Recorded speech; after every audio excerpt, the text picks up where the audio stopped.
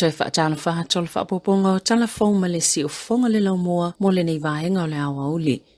E ulawa ina toi fo ile atunu o le whaatino whaatonunga o le loka ma le tāpuninga wa onga mawhale o loa. I lalo le pol kalame o moli whailo ilo mo le COVID-19 pe a whai ai pipisi le Omicron po o se isi vaenga o le COVID-19. E uiolo atu maupea le pipisi o le Delta i le lalo langi beitai o lo o vave tele le pipisi le Omicron ma uata atele Ingelani Amerika ma Afrika i saute. Ele otu e se alfa aton silon soifo maloloina Dr. Ashley Bloomfield. Se fai ungo leo no loka leo vaenga ese le tunu o, pe a fai e pipisia ia vaenga o le virusi. O le traffic light system po moli fa ilo sa fa atuina fa apitoa ina ia iaisa tulanga mausali ile le mautinoa mo tangata mapisinisi. Ma fa ititia ile loka ato o le tunu. Peita isa fa atuina fo ina ia mafai ia le malo. O na whaiani whai unga isa taimi vave pe amo o miaina, mo le puipuinga, o au nangalo soifua maloloina male atunu.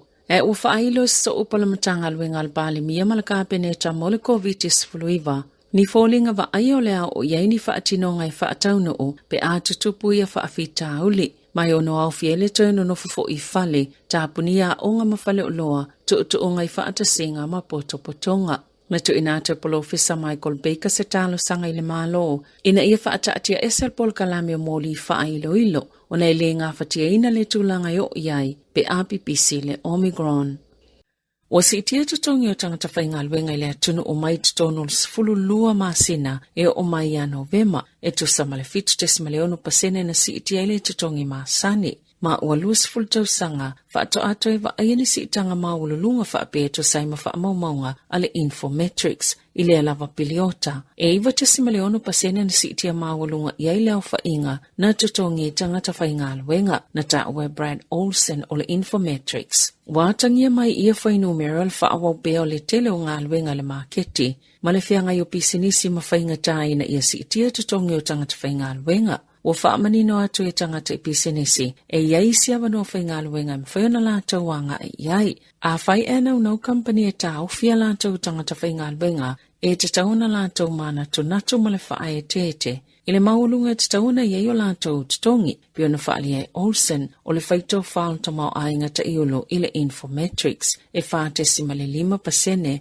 na si itia ile numero tangata whainga luenga ile moto i mātu, whaatustusa ile tolu tesima le 5% ile moto i sauti, maana telefo inga luenga i Northland ma Aukilani, leana si itia ile 5% ma le wha tesima le 5%. Sali potia le pisi o leo le to malo i saute, ono aveta avale sa solia le to la fono. O le aso valo Januari, na mawese aveta avale o malanga i se sawa na sili mamao, malito langa whaatapula aina i se awala e lata i Cromwell, ai mulmuliane, na maua e whaaluaina pe sile tufo ila maulunga le ava malo sina i tau mawhaina, na ilo le maulunga whaatulanga ina mo aveta avale. Ele ai fo isona lai sene, mai tula il fa msunonga fa itu malo Alexandra ile so. Ai ua fa alia leo i taira fiti ma Hawke's Bay. E maua lalo lava le fai numero aveta avale sile atul maua lungo le ava malosi. Sao la tau mawhaina na ilo le tulanga fa atapula aina beitai o le tele lava ila tau iana mo lia. Sa fa asalaina mua foi ile lava solitu la fono. E silia malilua finis usuenga o manava aveta avale sa faye leo. Ile ito malo isa sa ile piliota o le tau sanga fau. Mai leo fa inga ito samalto os fulfa tangata na ova, pe mawalunga atu le ava malo si mai le tapula afa tangaina, mao le afa fo io lato o le atu lai ifa amasinonga. Isa suenga masasai linga whaava malo na whaia i tamaiti na afia le COVID se fulumaleiva na mawai tu samaltolu paseno tamaiti na afia le sai linga na whaasolsolo pe ina onga o lata wa afianga e tutono vaya soilua talo na ave fale mai e silia malisfulu afele au whainga tupulanga la haiti mai fale mai fast tasi maatunu e se fulu na afia i tutono o lea sai linga e afeni usila Australia male United States. Mai lea fa ingai tu samaltolu a felua se laulua sfultasi o tamaiti nei, na whaamani ale COVID-19 mai a mati lua felua sfulu, e o mai a yoni lua felua tasi. O ila tau na whaamani ale virusi, Na o fiele to fitsa lau tolas fululima na tau fie fale mai mo tonga fitinga. Male to se lau male fitu na fia ngai mani whaafita o li o ngaonga. Pēna tinga i nei te tono vai aso e lua, talo na ave fale mai, e to whaata mai tina maali leo. O tūlanga o ngaonga na fia i au fie whaafita o le fatu o ne euro le whai ai, ma whaafita o li e whaingatai o na maanava. Safa yale so enga sa ile tūlanga vave, whaatasi ma fia ngaonga i whana witia fia le COVID-19. Peona tawe Dr. Stephen Friedman, o se polo fesa i le Cumming School of Medicine, o le isi sa ta itaina, le asai le linga. O le askulimi ngau si New Zealand, le isi o loa awina atu i fafole tunu ulea e yeile tali tononga o le amatua taulia. E lo New Zealand i laulangi ana waina, whapea malehani sua malie, ai o lea wanga i fo iso su enga fau i ana asikulimi. Na whaalau loile minister o jamau ainga Stuart Nash, i lea soana nafi, se report te le malo, o lo o whaawivi mai vaenga te itasi, e ono o veile askulimi a New Zealand, ma le isi o loa leo le asaso o inele te leo ni tope mawai, pe a awina atu i fafo.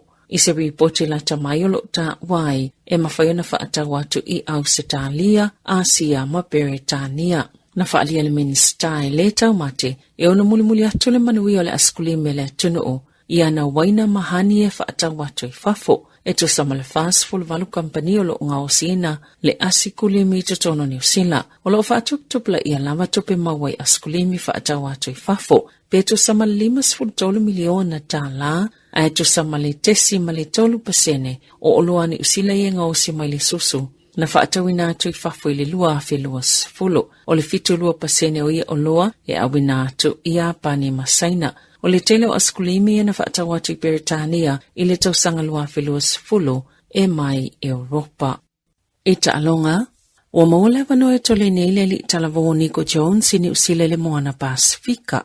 O i o le alo le li ilawilo i le lakapi Sir Michael Jones sa i le fofanga malangai Nico Jones i Amerika e talia se o fumalita mnusanga lakapi o le Major League i le masina nei. Au le imaule wano e tole ni ai le moana Pasifika e whaaleo leo mo tama manunua. Na toleni Jones i le Blues i tausanga i lua utuana e beitai sa amatona vava ai e tuno i fafo. Ina ua le filifilia ma le mawaso na wano i le laina i luma i le awa au kilani o le lakapi sopa.